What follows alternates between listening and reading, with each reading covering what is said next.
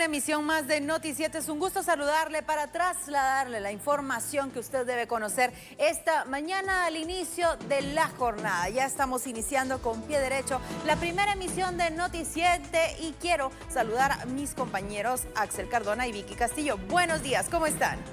Muy bien, Pilar, muchísimas gracias y a ustedes bienvenidos sean a esta primera emisión de Noti7. Nosotros muy contentos de poder llegar a sus hogares cada mañana con toda la información. La invitación, por supuesto, es para que nos acompañe hasta las 8:30. El caballero de las noticias matutinas ya está listo. ¿Cómo estás, mi queridísimo Axel Cardona? Hola, ¿qué tal? Vicky Castillo, Pilar Núñez. Bueno, ya iniciamos rápidamente con la información. Recuerde, hay ciertas incidencias viales que se han presentado en horas de la madrugada. De Japón, pues entregó 200 motocicletas a las fuerzas de seguridad. Se trata de 200 motocicletas que serán distribuidas en las comisarías del departamento de Guatemala. Autoridades indicaron que esta entrega servirá para fortalecer las acciones de seguridad y prevención que se realizan como parte del proyecto Policía Comunitaria, el cual entró a su fase 2. Crear la cultura de prevención y construcción de una comunidad preventivo sin hechos delictivos. Y el insumo, tal como estas motocicletas, servirían mucho para atender la necesidad o para comunicarse bien entre los agentes policiales y las personas que viven en la zona. Parte de la segunda fase de Policía Comunitaria que arranca hoy con la donación de 200 motocicletas. Estas van a ir dirigidas a las 55 subestaciones que hay en el Distrito Central de la Policía, de manera que podamos reforzar las áreas que actualmente tienen mayor riesgo y podamos acercar a la policía a la comunidad de una manera realmente efectiva. El proyecto Policía Comunitaria tiene una duración de 5 años, indicaron las autoridades. El mismo consiste en el apoyo técnico y financiero de JICA y de la Agencia Brasileña de Cooperación para fortalecer las capacidades de la Policía Nacional Civil. Bueno, y en el marco de la exposición de presupuesto abierto 2022-2026, los ministerios de Gobernación y la Defensa dieron a conocer el requerimiento para el próximo año. 6.477 millones de quetzales es la solicitud de gobernación para el 2022, que se orientarán para el pago de nóminas, gastos administrativos y diversos servicios. En el caso del Ministerio de Gobernación, lo hemos dicho en diferentes ocasiones, los presupuestos que más se están fortaleciendo para el próximo año, de acuerdo a su presupuesto vigente, es cabalmente la parte de Gobernación, Seguridad y Justicia, Educación y Salud. Entonces, sabemos que el Ministerio de Gobernación, por ejemplo, es un ministerio que tiene varios préstamos en ejecución, préstamos sumamente importantes. Nos da un incremento de 980.4 millones. Y esto sí nos beneficia bastante porque lo que vamos a hacer con este dinero es, vamos a cubrir el desfinanciamiento de todas las plazas de la BNC que se encuentran desfinanciadas por 742.94 millones. También tenemos un monto estimado para cubrir gastos administrativos del Ministerio de PNC por 197 millones. Mientras tanto, el Ministerio de la Defensa requiere más de 2.933 millones de quetzales. La gráfica evidencia que el monto mayoritario ya está comprometido en salarios representando el 62.19%. Seguidamente, los gastos de funcionamiento como agua, luz, teléfono, internet, mantenimiento de instalaciones de equipo representan el 28%. Y de acuerdo a las fuentes de financiamiento, el 10% restante será destinado a la inversión. El Ejército de Guatemala tiene destinado para proyectos en beneficio de la población guatemalteca aproximadamente 383 millones de quetzales, los cuales están distribuidos de la siguiente forma. Adquisición de medios de transporte y maquinaria. El presupuesto asignado a la adquisición de medios de transporte y maquinaria, un 38% es para las fuerzas de aire, 22% para las fuerzas de tierra, 28% para las fuerzas de mar y el 14% para maquinaria de construcción. La cartera de Economía da continuidad a la atracción de inversión extranjera. Recientemente, el titular de ese ministerio realizó una gira de trabajo por los Estados Unidos. El ministro de Economía, Antonio Maluf, dio a conocer detalles de la gira de trabajo que realizó a Estados Unidos y México para fortalecer la economía de Guatemala en el marco de atracción de inversiones. El titular del Mineco confirmó la reunión con funcionarios y empresarios norteamericanos, entre estos la viceministra de Integración y Comercio Exterior, representantes del Banco Interamericano de Desarrollo y la Oficina de Representantes de Comercio de los Estados Unidos y el Consejo de las Américas, entre otras. Según el ministro de Economía, más de 15 empresas cuyos representantes participaron en la reunión escucharon las ventajas competitivas de Guatemala para que vean al país como sus principales aliados. Sobre la visita a México, el titular del Mineco comentó que se reunió con representantes del sector de laboratorios con el fin de intercambiar tecnologías que apuntalen los esfuerzos de Guatemala por la innovación.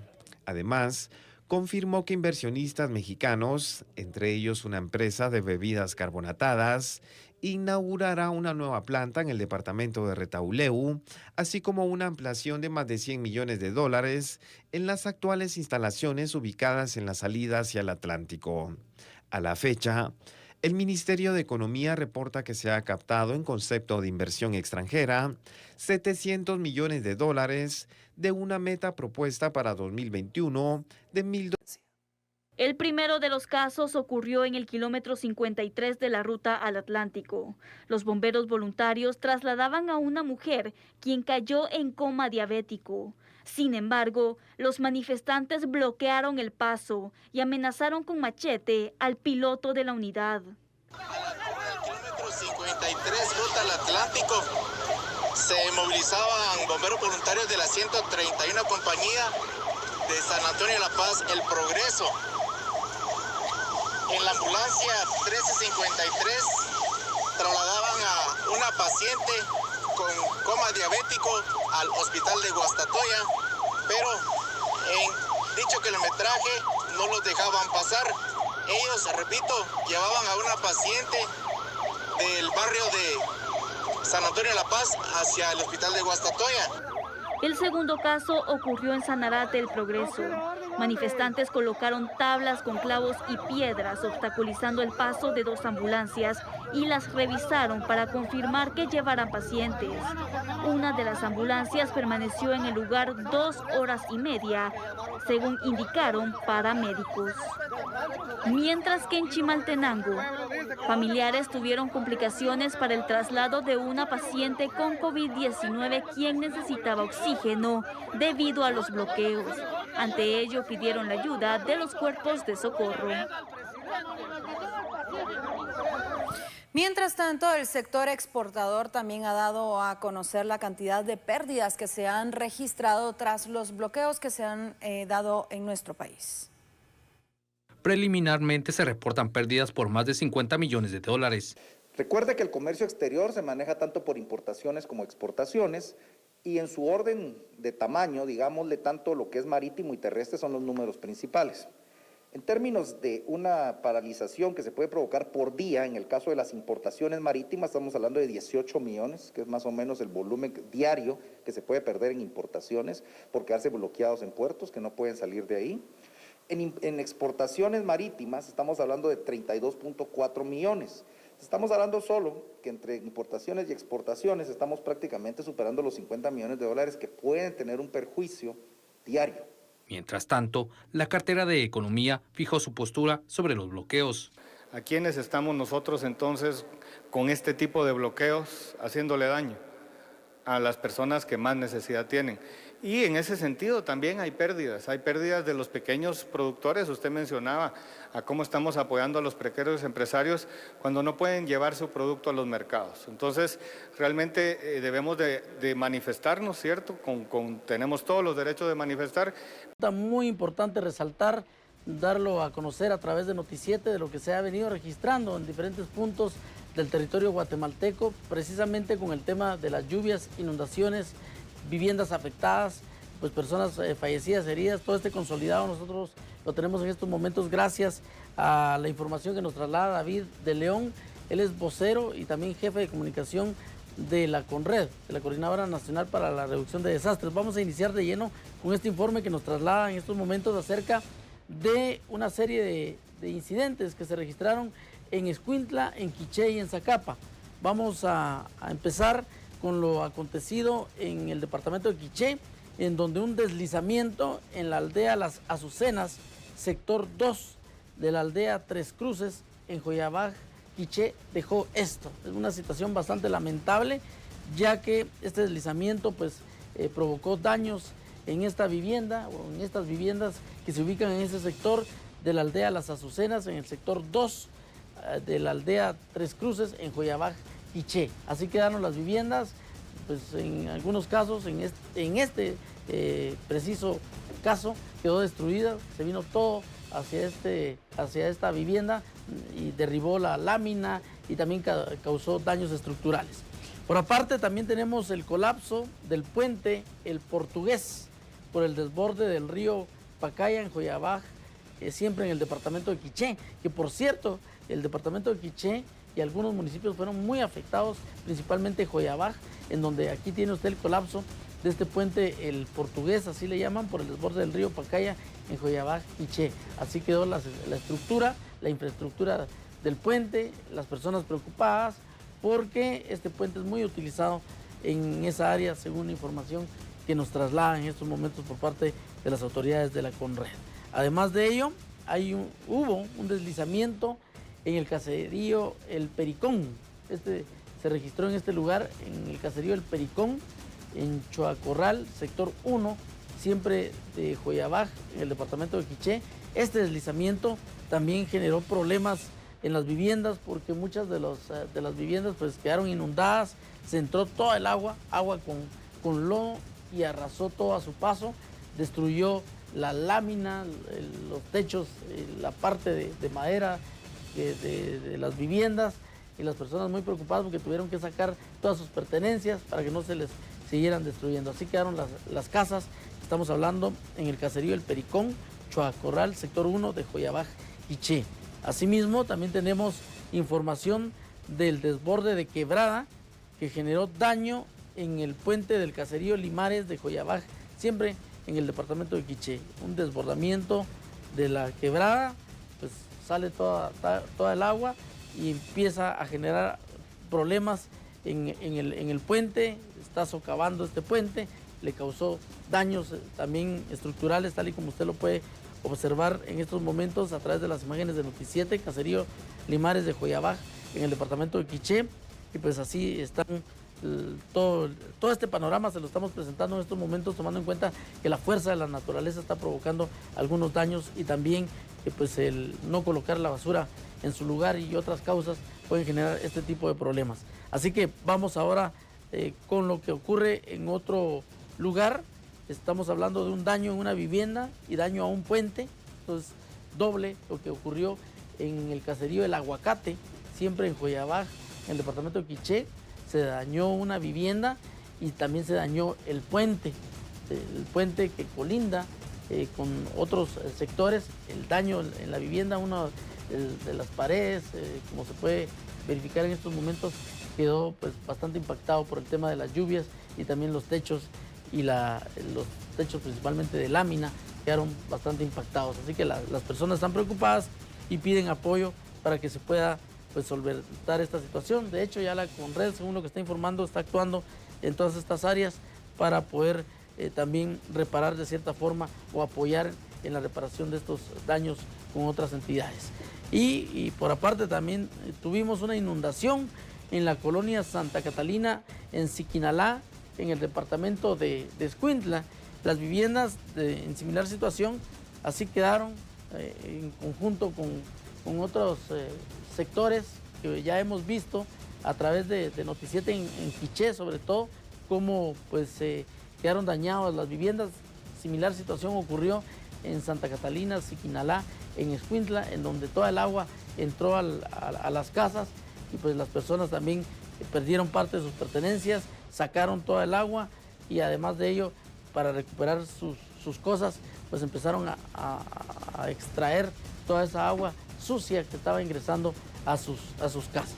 Y finalmente tenemos información de una condición de riesgo en La Unión, en el departamento de Zacapa, que también pues ha provocado que exista temor en los vecinos, porque temen que algunas de sus casas puedan ser perjudicadas sobre todo por este riesgo que hay en los terrenos y que hay grietas en los mismos terrenos y están pidiendo apoyo a las autoridades y en este caso ya la Conred está actuando según la información que tenemos de último minuto. Y acá nos indican que en Quiché los incidentes ocurrieron en el municipio de Joyabaj. Aquí ya vamos a dar un consolidado total, reportándose deslizamiento en el caserío de las Cuevas de la aldea Tres Cruces. Una persona falleció, otra persona resultó con heridas. Se reportan 7 personas afectadas y 26 personas en riesgo, una vivienda con daños y 4 viviendas en riesgo por deslizamiento. 34 personas se evacuaron y se albergaron en la escuela de la localidad. Deslizamiento en la aldea Las Azucenas, sector 2 de la aldea Tres Cruces, 6 personas afectadas, una vivienda con daño severo. También hubo un deslizamiento en el caserío El Pericón, Chuacarral, sector 1, 5 personas afectadas y autoalbergadas con familiares y una vivienda con daño severo. Colapso del puente El Portugués, Joyabaj, asociado al desborde del río Pacayal, así es, Pacayal, ya nos están informando, con 1.600 personas incomunicadas. Las autoridades realizan el seguimiento para los trabajos correspondientes. Daño severo a puente en el caserío Limares, Joyabaj, con carga vehicular de 100 diariamente, aproximadamente lo que nos indican. Daño severo en una vivienda y daño moderado al puente en el caserío El Aguacate de Joyabaj. 10 personas afectadas y una vivienda con daño severo. La carga vehicular que transita por el puente es de 100 vehículos diariamente. En Zacapa se reportó una condición de riesgo para una familia luego que se observaron grietas y un hundimiento en un punto cercano al deslizamiento en el sector La Quebradona, en La Unión. 7 personas evacuaron la vivienda y se refugiaron con familiares. El consolidado, entonces, ya tenemos el consolidado total por parte de la Conred. En Escuintla, afectadas 100 personas y 11 viviendas con daños moderados. En Quiché, afectadas 428 personas. En riesgo 26 personas, 34 albergadas, una persona fallecida y una persona herida. 4 viviendas en riesgo y 4 viviendas con daños severos, un puente afectado y 2 puentes destruidos. En Zacapa, 7 personas en riesgo y evacuadas, indican acá, así como una vivienda en riesgo. Es información de la Coordinadora Nacional para la Reducción de Desastres, Conred, a través de David de León, el vocero de esta institución. Vamos a la pausa. Prácticamente bloqueados, así es que se los vamos a dar a conocer uno a uno para que usted pueda saber cuáles son y tomar las decisiones acerca de los lugares por los cuales usted va a circular esta mañana. Aproximadamente a las 6 de la mañana ya se confirmaba la CA9 Sur a la altura de Puerto Quetzal, ya este bloqueo en ambas vías. Tome en cuenta que también en la CA9 Norte, ruta al Atlántico, a la altura de Sanarate El Progreso, en Río Hondo, Zacapa y La Ruidosa en Izabal. Acá están bloqueados en ambos sentidos también y ya están confirmados. También se da a conocer que en la ciudad capital pues no se ha confirmado ningún bloqueo hasta el momento. Sin embargo, en lo que respecta en la CA2 Occidente, ruta de Escuintla a la frontera con Tecumumán, ya se confirma el bloqueo en ambos sentidos a la altura de San Antonio Suchitepeques, Puente Castillo Armas, el Zarco en Retaluleu, y cruce de la Virgen en Tecumumán, San Marcos. En la CA14, ruta a Las Verapaces, la cumbre de Santa Elena, San Jerónimo, Baja Verapaz y el cruce de San Julián en Alta Verapaz. En la CA1 Occidente de Guatemala, rumbo a Huehuetenango, ya se confirma también el bloqueo en ambos sentidos a la altura del Monumento del Emigrante. También en la zona 1 Oriente, ruta de Guatemala a Jutiapa, ambos sentidos bloqueados a la altura del Boquerón Santa Rosa. Con esto entonces se confirman 11 puntos que están bloqueados. Tome en cuenta que esto es en ambos sentidos. Desde las 6 de la mañana se confirma cada uno de ellos. Minutos más pues se van sumando cada una de las rutas que ya le hemos confirmado. Así es que a través de esta información que le brindamos pues usted ya conoce cada uno de los puntos que ya se encuentran confirmados. Además, también trasciende que en la ciudad capital, como le mencionaba, no se ha confirmado ningún bloqueo hasta el momento. Nosotros estamos realizando el monitoreo correspondiente para trasladarle a usted todos los detalles al respecto. 7 de la mañana con 17 minutos. Acá tiene usted la información, la cual está impactando ya en diferentes sectores del país. Variante Delta en nuestro país y mi compañera Rosemary Ávila nos tiene más detalles para que usted los pueda conocer. Adelante, Rosemary, te escuchamos. Compañeros, buenos días. Y efectivamente hoy nos encontramos a cercanías de la calzada San Juan para, pues, de esta forma documentar cómo es que distintos buses, distintas líneas no cumplen con el aforo requerido para evitar contagios de COVID-19 y en este sentido, pues muchas personas han denunciado que en este caso los buses que viajan desde Tierra Nueva, pues son generalmente quienes van sobre un 50% del aforo. Vemos en este caso este bus que va con muchísimas personas, va bastante lleno en este caso e incluso pues muchas en este caso van paradas. Recordemos que las personas pues buscan llegar a sus trabajos y es esto lo que hace que en definitiva traten de abordar estas unidades a pesar del riesgo que muchos están corriendo en este sentido. Incluso hay quienes pues no tienen distanciamiento ni siquiera en los asientos. Veamos en este caso, como bien mencionábamos, pues la cantidad de afluencia es bastante grande. Hay que tomar en cuenta que incluso hay personas que van paradas entre los asientos y esto es algo que afecta a la población.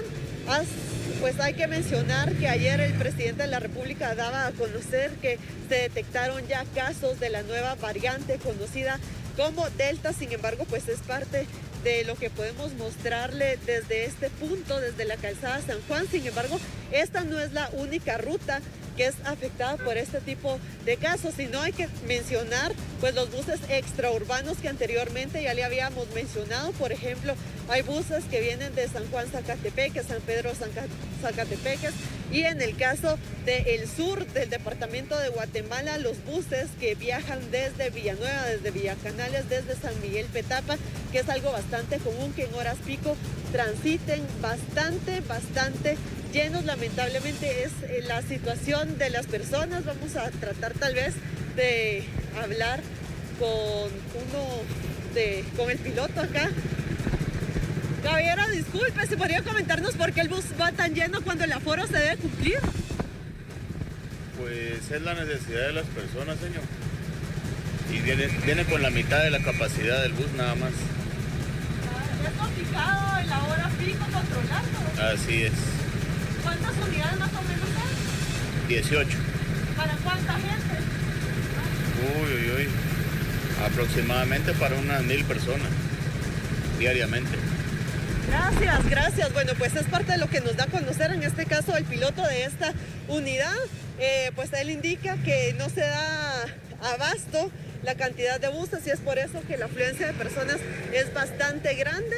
Vemos acá personas que van con distinto tipo de mascarilla, personas que viajan con la KN95, que es la indicada para esta pandemia, con la mascarilla quirúrgica, que es la que muchos están utilizando, y con mascarillas de tela. Las personas tratando de protegerse, sin embargo, pues la precaución que se debe tener es aún mayor.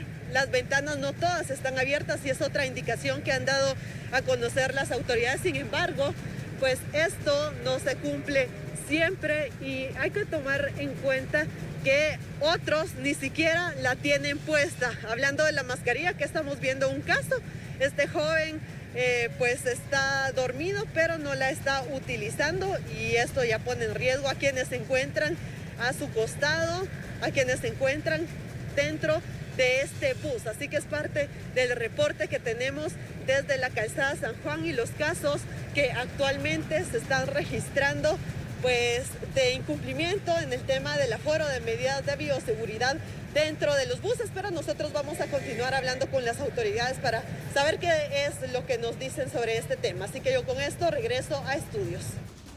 Gracias, Rosemary Ávila, por esta información. Ya usted puede conocer entonces cómo está la situación. Y es que lo que llama mucho la atención y preocupa sobremanera es que ya se ha dado a conocer que son varias rutas, no todas, pero sí una buena cantidad de ellas, que primero, pues no están cumpliendo con el 50% de aforo, sino que va un poco más de pasajeros. Y lo que preocupa también, como podía observar usted, es que incluso algunos de ellos no llevan mascarilla. mascarilla. Muchos sí, pero otros no. Entonces ya tras darse a conocer esta variante que ya pues refleja algunos casos en nuestro país, es muy importante continuar con las medidas y en lo que respecta a las rutas del transporte público, pues evitar que muchas de ellas no cumplan con medidas oportunas, como es el 50% del aforo, cierto distanciamiento, el uso de mascarilla. Reiteramos, no son todas, pero sí una buena parte de ellas, y por eso se lo presentamos, porque es oportuno hacer conciencia derivado de la situación que ya, como bien usted podía escuchar en el reporte de Rosemary Ávila, el presidente de la República daba a conocer ya estos 14 casos que se registran en nuestro país. 7 de la mañana con 29 minutos. 34 minutos. Recordemos que este día se presentan algunos bloqueos en distintos puntos. Estamos hablando que son 11 bloqueos en total los que se han contabilizado hasta esta hora de la mañana. Y hablemos de lo que está ocurriendo en Pajapita, departamento de San Marcos, en donde pues ya elementos de la Policía Nacional Civil, uno de los comisarios ubicados en ese lugar, pues dialogó con las personas que estaban realizando el bloqueo justo en este sector, Pajapita, San Marcos, para que se respete la libre locomoción. Queremos compartir con ustedes imágenes de lo que se vive a esta hora de la mañana cuando son las 7:35 minutos. Veamos y escuchemos lo que está ocurriendo en este lugar.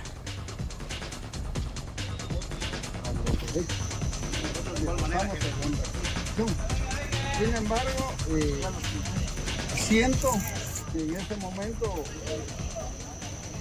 para la gente el hecho de que anden ahí con los machetes en las manos, eso sí ya se considera como una intimidación y tal vez se puede considerar, porque aquí en el campo uno anda sin machete, eso es lógico, pero en este caso ustedes están ejerciendo supuestamente un derecho que les asiste a conseguir algo que están pidiendo. Hasta ahí estamos bien.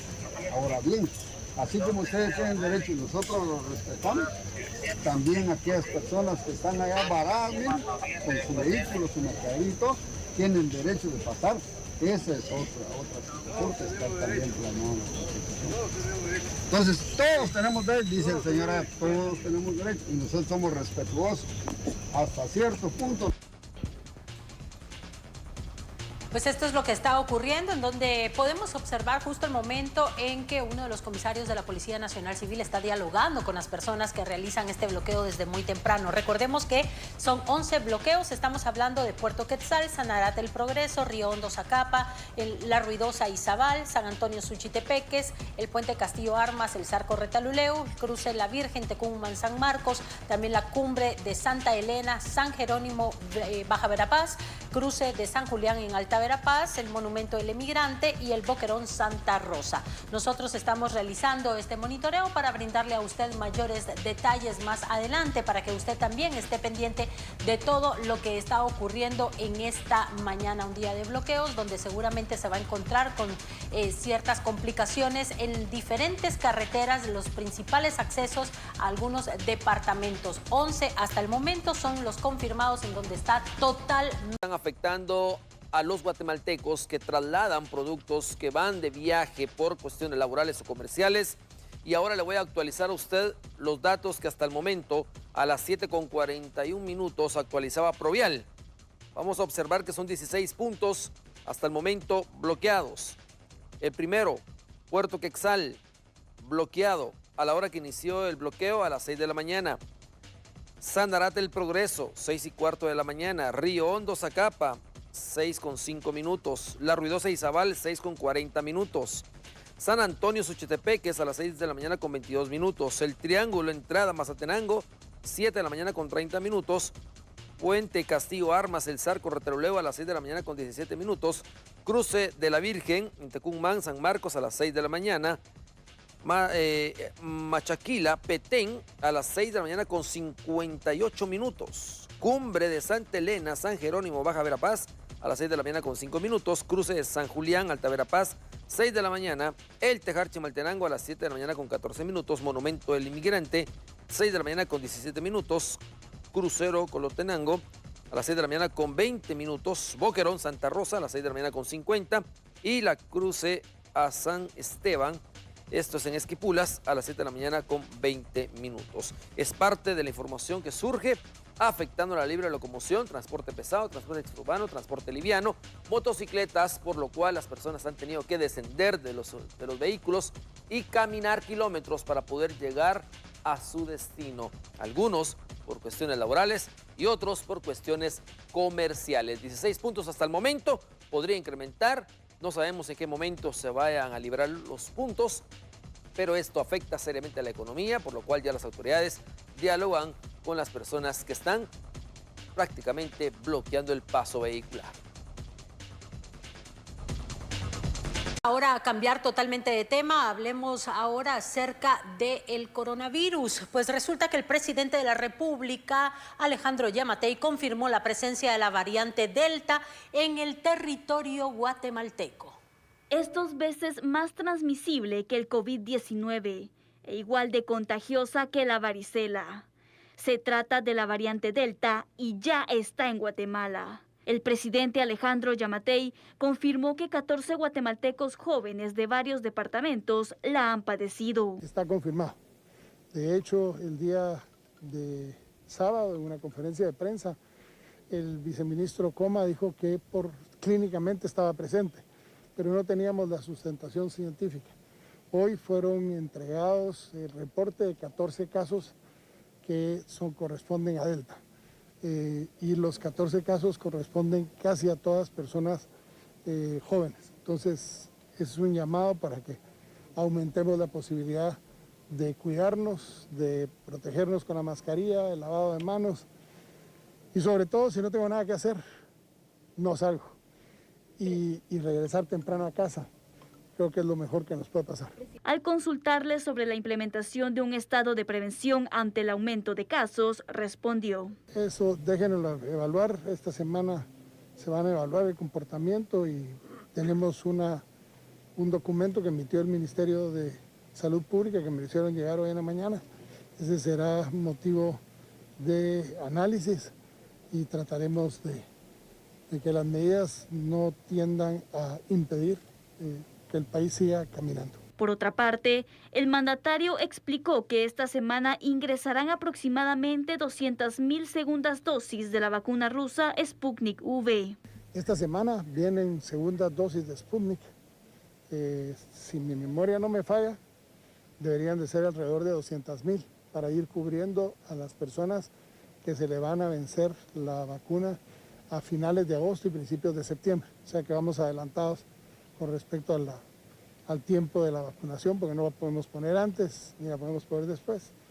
Entonces vamos bien, esas entran para de una vez principiar a programar a finales de agosto el principio de la vacunación con esas 200,000. Anteriormente, el director general de la Organización Mundial de la Salud explicó que la variante Delta se encuentra en 104 países y que pronto será la cepa del COVID-19 dominante a nivel global. A la fecha, más de 10.800 guatemaltecos han muerto a causa de la pandemia. Además, hay 263 municipios en alerta roja, 51 en naranja y 26 en amarillo. Casos de COVID-19 pues ha saturado varios hospitales, incluso pues estamos hablando ya de la ocupación de camas más del 100% en varios hospitales. Se incrementa la posibilidad que los niveles de saturación en los hospitales nacionales y especializados para la atención de casos de COVID-19 se deban a la presencia de la variante Delta en el país tras su confirmación este lunes. Sin embargo, aumentar camas para la atención de casos no sería la solución a decir de las autoridades de salud, pues presentarían un déficit en el tema de recurso humano. En la ocupación hospitalaria veíamos que fue una semana de conferencia que son altos los números. Sí, desgraciadamente seguimos en una ocupación por arriba del 95% en toda la red nacional de camas graves y más o menos en un 61-62% de ocupación en las camas de pacientes moderados. Es una situación muy difícil, muy difícil. El problema básicamente de nuevo es, usted puede habilitar camas, pero ¿quién las atiende?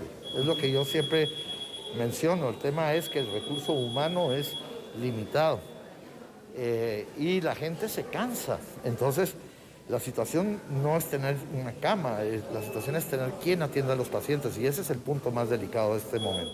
El viceministro Francisco Coma se refirió a la importancia que la población atienda de forma temprana los síntomas para la identificación de posibles casos y no llegar hasta una situación crítica. Es un tema complicado. Siempre hablamos de que hay un porcentaje de pacientes que se pueden contaminar o enfermar, gravemente. Y eso es a lo que le tenemos temor, ¿verdad? Que en 15 días podríamos estar esperando 400, 500 personas de cada 4.000 pacientes que se infectan buscando servicios hospitalarios, y es lo que no queremos, ¿verdad? Por eso es importante que la gente muy rápidamente, si tiene la más mínima molestia, se haga la prueba y empiece a tomar su tratamiento. Esto de verdad impide que la gente llegue a agravarse en la mayoría de casos. Las autoridades hacen un llamado de alerta para que las personas eviten visitar lugares que sobrepasan el nivel de aforo recomendado, pues aunque se mantienen monitoreos y se han impuesto sanciones, algunos lugares incumplen con las medidas. Mientras tanto, en el centro de vacunación ubicado en el CUM ya iniciaron a inocular a personas mayores de 30 años. Desde este lunes, las personas de entre 30 a 34 años ya comenzaron a ser vacunados contra COVID-19 en el centro de vacunación del CUM de la zona 11. En este centro están aplicando la vacuna a demanda y tienen promedio de 1.000 personas para inocular diariamente. Ya se aperturó un nuevo grupo por edad para poder vacunar. Las personas arriba de 30 años ya pueden optar al registro en la página oficial del ministerio, y realmente nosotros pues ya las personas que están inscritas y que el sistema da opción a vacunarlos, de una vez lo estamos vacunando para tratar de ir ganando tiempo y que las coberturas de vacunación sean mucho más efectivas. ¿Qué tipo de vacunas están colocando aquí en el CUM? En el CUM ya prácticamente hemos agotado ya la vacuna Sputnik hasta el día de hoy, y nos quedaremos únicamente vacunando ya con vacuna Moderna, puesto que ya para Sputnik creo que únicamente en otras instancias van a estar colocando segundas dosis. Claro. Acá también para que recordemos qué población es la que ya puede llegar a demanda en general en el CUM. Pues mire, para demanda todavía hay personas que incluso hemos recibido personas de la primera fase que no lo hicieron en su momento. Estamos recibiendo maestros, adultos mayores, todas las personas que tengan enfermedades concomitantes y que no se hayan vacunado y que presenten una constancia como tal. Al igual que pues ahora agregamos el grupo de 30 a 35 años y de 35 a 39 que ya estaban vacunándose. El registro en la plataforma vacuna.gov.gt para los mayores de 30 años se abrió este último fin de semana.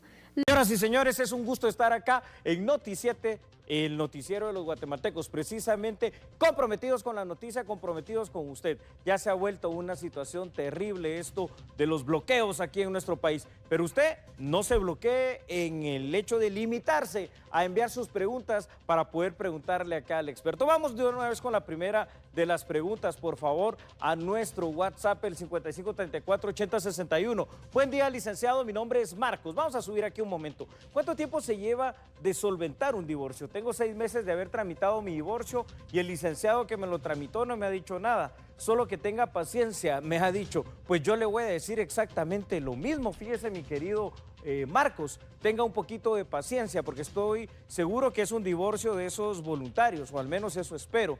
Si de algo le sirve, pues en mi caso llevo ya 8 meses con ese tema, porque un divorcio de estos, de divorcio voluntario, más o menos estamos hablando de 1 año o de unos 14 meses en promedio aquí, en la velocidad de tortuga que a veces tiene nuestro sistema de justicia por la gran carga de trabajo, por la falta obviamente también de más juzgados y porque al final de cuentas se ha vuelto una costumbre, y la costumbre es una de las 5 fuentes del derecho, el hecho de que todo se tramite de una manera muy lenta. 5534-8061, así que usted siga presionando a su abogado, Marcos, pero todavía falta para ese divorcio. Vamos con la siguiente pregunta.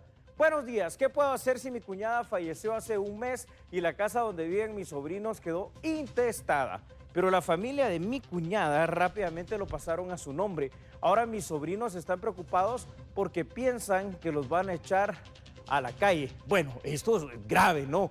Grave la situación. Porque si la casa quedó intestada, ¿cómo se pudo haber entonces pasado a nombre de otra persona esta propiedad?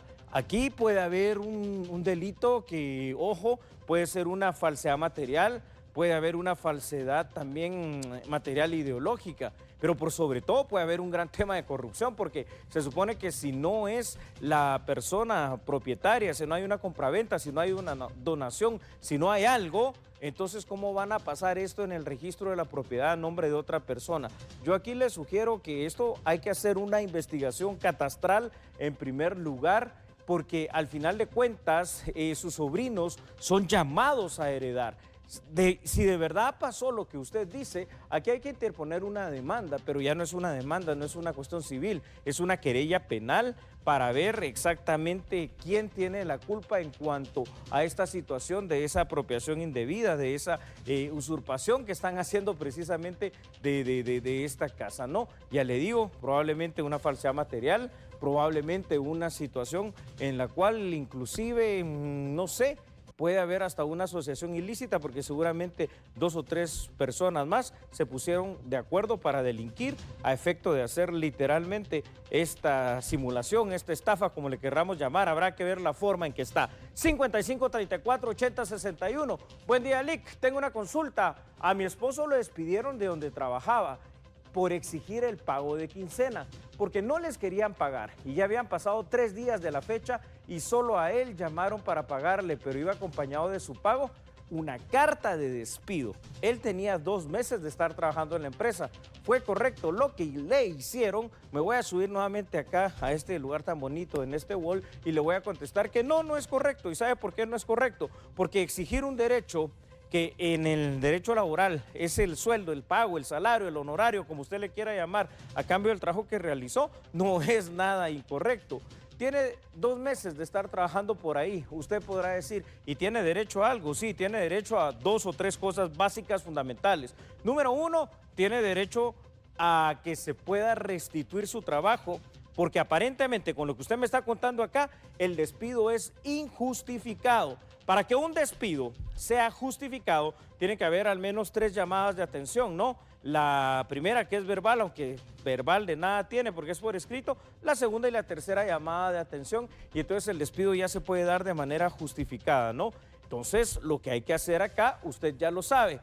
A la torre empresarial en la zona 9, donde queda la sede del Ministerio de Trabajo, segundo nivel, Inspección General del Trabajo, para hacer del conocimiento de un inspector de trabajo esto a manera de denuncia. Allí van a citar a su esposo para que pueda conciliar, es decir, para no pelear con las personas que representan a la empresa. Pueden llegar a un acuerdo, el acuerdo va a ser el pago de las prestaciones laborales irrenunciables de la indemnización prorrateada, no correspondiente a esos 2 meses. Así que ahí tiene la respuesta, pero hágalo ya. ¿Sabe por qué? Porque tiene 30 días hábiles para poder hacer esta situación. Vamos con la siguiente pregunta, por favor, veámosla ahí en pantalla. 55 34 80 61. Buenos días, licenciado. Recuerdo que se proyectan tal y como usted las manda al WhatsApp. Oye, es que, ¿qué tan cierto es que si yo dejo mi casa entestada? Sí, seguramente es intestada, ¿no? La recoge el Estado. Gracias, buen día.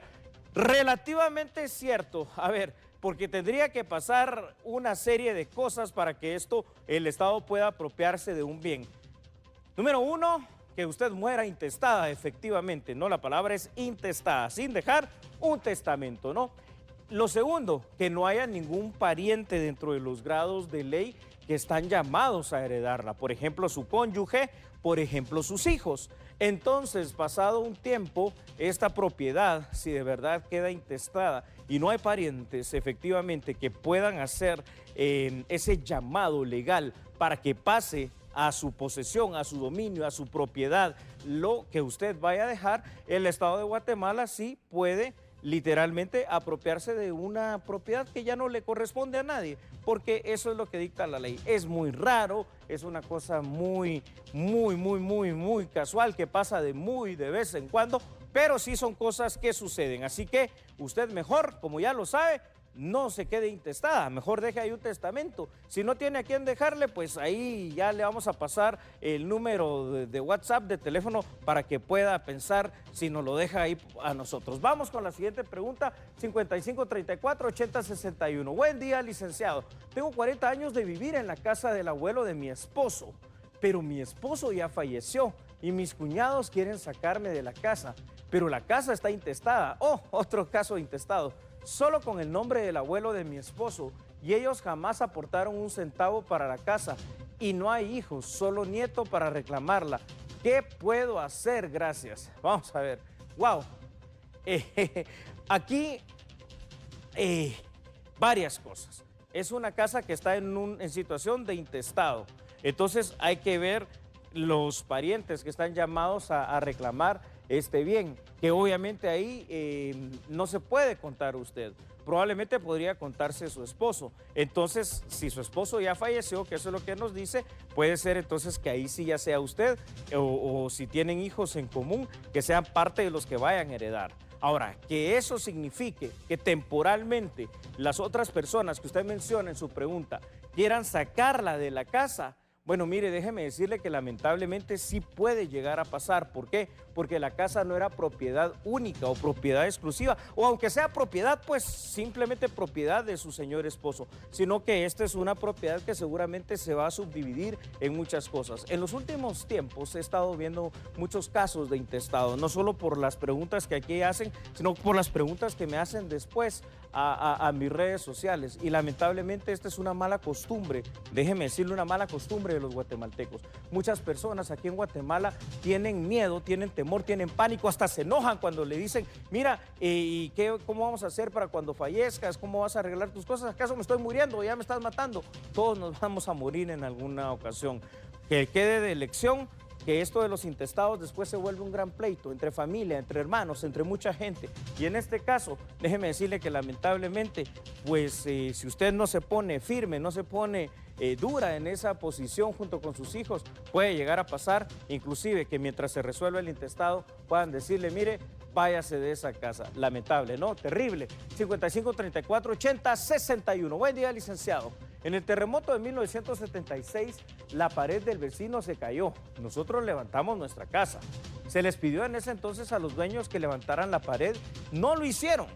Hoy vive ahí un nieto de los señores que ya fallecieron. Se le habló al nieto porque utilizan nuestra pared. Se escuchan los somatones, ya 45 años del terremoto y no quiere levantar la pared. ¿A dónde puedo acudir para arreglar eso? Muy bien, eso está muy interesante, qué bonito caso. Y sí, ya son 45 años de problema entre estas dos casas, entre estas dos vecindades, entre estas dos familias.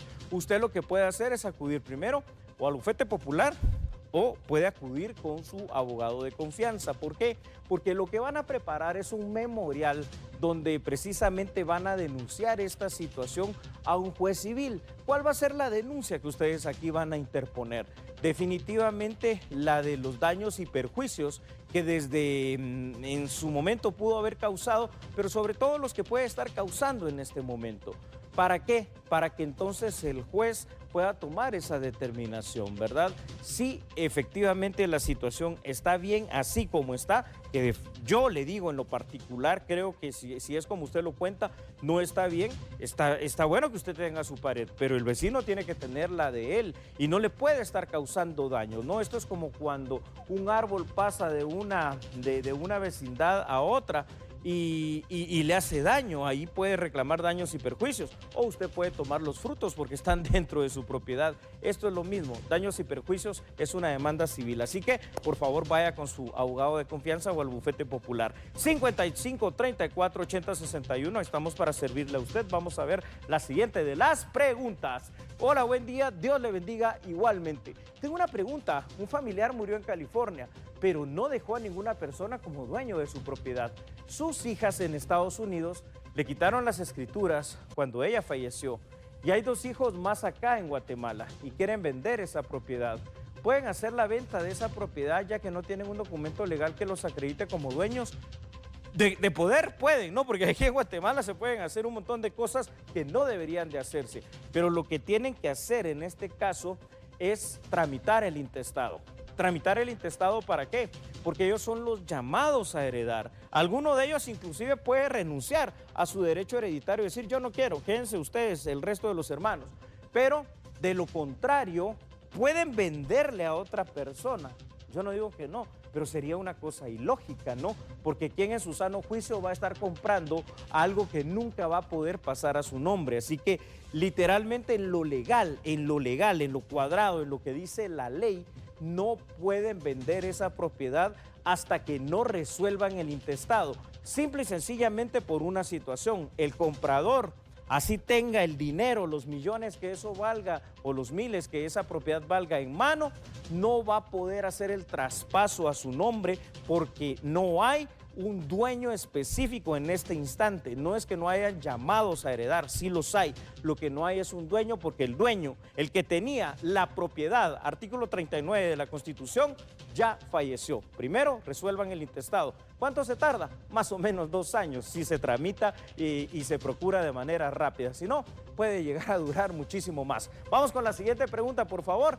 5534-8061. Dios le bendiga, gracias. Buen día. Fíjese que con una consulta, tengo 21 años de separado de la señora que está casada conmigo, pero ella no me quiere dar el divorcio y ella fue la que falló, se fue con otro varón. ¿Quiere un consejo o una orientación, por favor? Bueno, mi estimado varón, ya que esta señora se fue con otro varón, yo lo que le voy a decir que usted tiene que hacer es, aquí ya dejémonos de cosas y usted se va a preparar. Repito, aquí hay 2 opciones, porque esto sí lo puede ver en un bufete popular.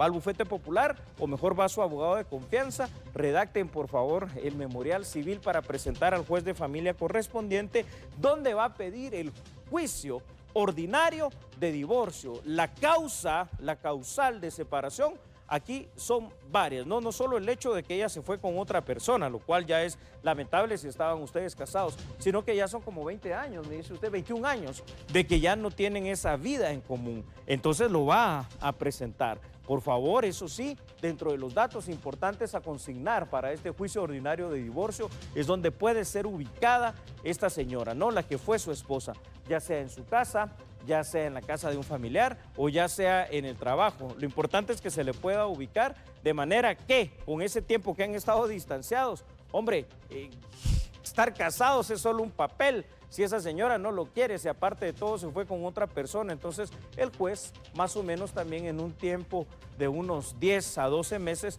va a otorgar, cuando se tramite todo, ese juicio ordinario de divorcio y usted va a quedar pues finalmente soltero. Vamos con una última pregunta acá el día de hoy, consultándole al experto, y ahí la tenemos en la pantalla, 5534-8061. Buenos días, Lick. Hola. Compré un terreno al que le faltan 24 metros. ¿Cómo así? La persona que vendió se quedó con el pedazo a su favor. La persona dueña por 20 años no se dio cuenta, me lo vendió y al momento de querer construir nos dimos cuenta. Ya recurrimos al LIC con todo a mi favor y la persona que vendió dice aquí todo está bien. ¿Qué hago? No, todo está bien, porque si le vendieron una propiedad por X cantidad de metros de terreno, esa tiene que ser la propiedad. Número 1, hay que tener las pruebas que hagan constar esto. Seguramente cuando se lo vendieron, en el contrato de compraventa vienen todas esas situaciones. Luego hay que hacer la investigación catastral. ¿Cómo está ese terreno al momento? Y seguramente esos 24 metros cuadrados que usted dice ahí van a aparecer como parte de su propiedad. Entonces, esto ya le va a dar pie a usted para, teniendo esas pruebas, se pueda presentar por escrito, porque esto es por escrito también, la demanda correspondiente para que pueda otorgársele nuevamente esta situación. Habrá que ver qué es lo que pasó. Si hubo mala fe, puede ser una querella penal, ¿verdad? Probablemente hasta una estafa, alguna otra situación así. Y si no, de lo contrario, una situación civil, que yo por ahí es donde lo veo, de manera que a usted le puedan devolver lo que le corresponde, que son esos 24 metros cuadrados, que parece poco, nada es poco, al final de cuentas usted ya los pagó, tiene su derecho y es un derecho real, se llama el derecho real por excelencia, repito, artículo 39 de la Constitución, el derecho a la propiedad privada. Así que por favor, no vaya a dejar que esto pase, porque si ya le quitaron esos 24 metros, simplemente usted los pagó por gusto y después le van a quitar otros sus 2, 3 metros y así la cosa no avanza. Señoras y señores, como siempre para su servidor Julio Talamonte, un alto honor estar acá con usted, presente en este que es el noticiero de los guatemaltecos, Noti7, que está precisamente para servirle a usted con la noticia y para servirle a usted con estas preguntas. Así que por el momento déjeme decirle algo. Lo veo el jueves y le digo... Nuestra capital, la ciudad de Guatemala. Y en el siguiente reporte, Luisa Velázquez nos cuenta un poco acerca de la historia del traslado de la capital de Guatemala al Valle de la Ermita. El 1 de enero de 1775 se autorizó el traslado de la ciudad al Valle de la Ermita, fundándose el 2 de enero de 1776 como la Nueva Guatemala de la Asunción. Bueno, este movimiento de la ciudad obedece a un terremoto, ¿verdad? A un efecto sísmico que destruye la capital de Santiago de Guatemala, capital de todo el reino, que poseía pues una importancia muy grande a nivel económico y a nivel político. Aquí hay varios intereses que se dan justamente en ese ínterin de ¿qué hacemos? ¿Reconstruimos la ciudad nuevamente o se puede mover a otra parte? Y pues hay muchos intereses, no solamente es el hecho de la seguridad habitacional, sino las cuestiones económicas, tanto del lado de la corona como del lado de la iglesia, los que hacen que haya un enfrentamiento entre, bueno, nos quedamos y reconstruimos, como hemos hecho varias veces, porque ya se había hecho en 1717. Muchas personas tienden a confundir que este 15 de agosto se conmemora el aniversario de la ciudad, pero esto no es así. No es así, lo que vamos a conmemorar es el patronazgo de la actual ciudad, o sea, es decir, a la Virgen de la Asunción como patrona de la ciudad, que según la tradición católica sube a los cielos un día 15 de agosto. El aniversario de la ciudad en realidad pues hay que verlo como muy detenidamente a los ojos de la historia, porque tenemos la fijación de la orden de que se tengan que trasladar en 1775. Pero el primer cabildo de la ciudad, cuando ya sin remedio se tiene que trasladar toda la élite de la ciudad de Santiago a la nueva ciudad para organizarse en una municipalidad, por decirlo así, es el 2 de enero de 1776. Esto es parte de los relatos que le presentamos de nuestra bella Guatemala en su segmento Historias Urbanas. Con imágenes de Vilar Martínez, reportó para el noticiero de los guatemaltecos, Luisa Velázquez. Bueno, queremos agradecer a Luisa Velázquez por este reporte especial. Después de 3 traslados, pues finalmente se queda en el Valle de la Ermita, la capital guatemalteca. Bueno, y también es importante que usted a esta hora pueda conocer acerca de los 16 puntos que ya se han confirmado han sido bloqueados, para que lo tome en consideración al momento de salir a cada una de las carreteras del país. Recuerden, nos esperamos mañana, como siempre, a las 5:45 de la mañana para seguirle informando, y a las 13 horas una ampliación de todo lo que está ocurriendo en el país.